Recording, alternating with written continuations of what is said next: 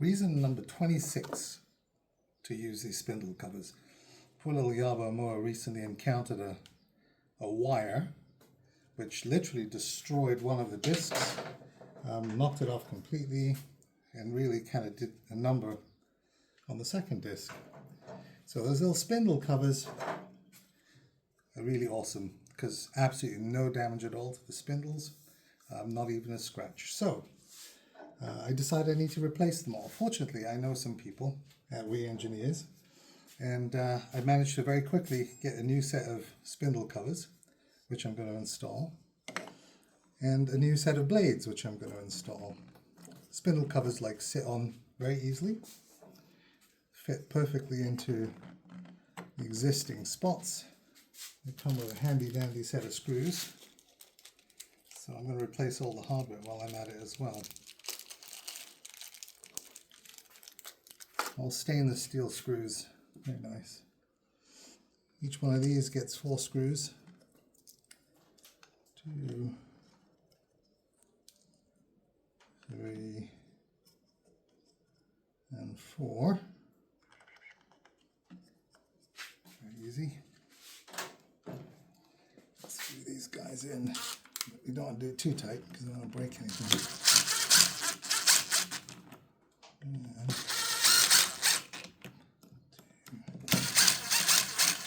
3, 4. Now the nice thing is that these spindle covers also work with the standard Yarbo discs. So you can either go with the We Engineers optimized discs, or you can stick with your old original discs and they will work just fine. They'll also protect your spindles from any damage from wires and other things, but the biggest thing, which was my motivation for getting these things in the first place, was that they stop grass clippings or long strands of grass for winding around the spindles and causing the motors to overheat, not to mention lesser performance, lesser mowing performance. So they're definitely a thing to have.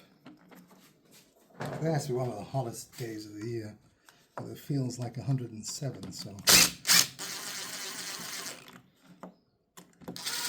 Now the spindle covers are made out of HT PLA. So they're a high temperature tolerant PLA, and they'll withstand temperatures up to 150 degrees Celsius. That's their heat deformation temperature. I wouldn't recommend putting them up there because they will deform ultimately, but they're good for this kind of application. I also got a nice new set of cutting discs. I already installed the blades on them. These blades actually are kind of cool because they come with a set of thicker heavy-duty washers, much better than the ones that actually come with normal cutting blades. They're made out of PA6GF, glass reinforced nylon, glass fiber reinforced nylon, and they do a pretty good job of trying to keep the blades spinning and little glass clippings from getting stuck underneath them. So I'm going to go ahead and install these. Again, straight bolt-on, no modifications to anything necessary. But you will notice I've already taken off the blade guards, and I think that's kind of essential if you want to prevent this grass clipping buildup. You say that quickly. Same here, some new hardware, nice new stainless steel screws. The stainless steel screws are essential for these cutting blades, because these cutting discs are a little heavier duty, a little thicker in the base than the standard ones that come with these machines. And so these screws are just a little bit longer to make them fit. The old standard screws, the ones from the old discs, they won't work. So you'll need to definitely use the new hardware for this part. Again, 4 per disc. And handy dandy screwdriver. Not too tight, don't tighten the living daylights out of these things. Get them down gently until they're in a good place. And then I'll do it evenly so they get nice and balanced. You'll hear it pulling on. The little tapping noise that you hear is actually from the spindle bolt protector. Now be really, really, really careful when you're doing this, because the disc will tend to try to spin, and if you're not holding on tightly, it's going to do a nice number on your fingers. It's one down, and line this up. That can be a little tricky sometimes, but I don't know if I got that. Yeah. Long as a bat. There we go. I think that does it.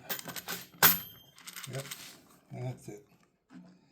4 more new screws.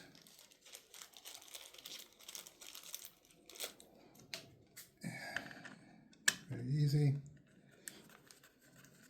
Look at that one already. Looks pretty good. Nice and shiny new cutting disc. Little titanium coated blades, I think they are.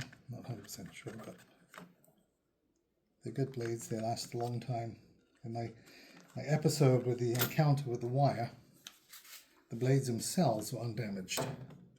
The disc failed, which they're supposed to, because you don't want the disc to sit on too tightly and break the actual motor. So with enough pressure, enough force, these blades are designed to actually break. There we go.